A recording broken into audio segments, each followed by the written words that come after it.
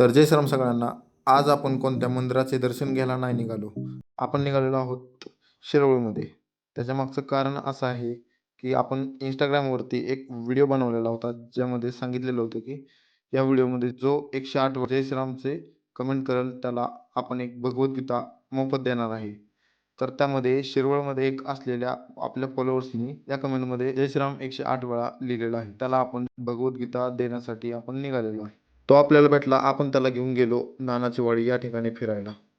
जेव्हा आम्ही त्याला भेटलो तेव्हा तो आश्चर्यचकित झाला होता, कारण त्याला अपेक्षा सुद्धा नव्हती की एक भगवद्गीता देण्यासाठी हे फलटणहून शिरवळला येतील म्हणून. तो खूप आनंदी झाला होता.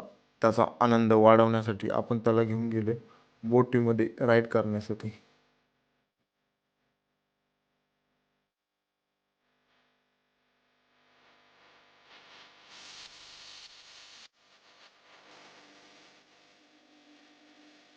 सेफ्टी गार्ड टाकून मीही तयार झालो आणि निघालो बोटमध्ये.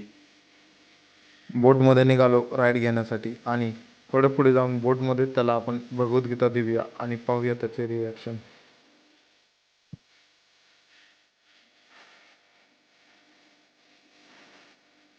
जय श्रीराम. त्यांना कुणाला वाटेल आपले व्हिडिओ जे बनवले ते खोटे. आता आपण आपल्या मित्राला गिफ्ट म्हणून देणार आहे नितीन प्रधान. जय श्रीराम. बरं तर दिले मग. हो आज खरं दिलेलं आहे मला. पूर्ण पॅकेज.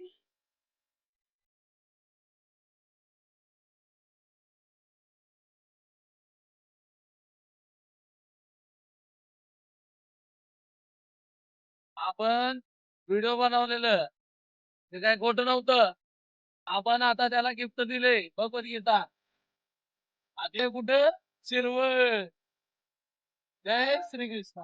जय श्रीकृष्ण. जय श्रीराम. पाया पडणार पाया.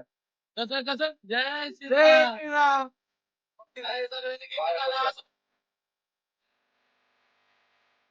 भगवद्गीता देऊन तर तो खूपच खुश झाला होता.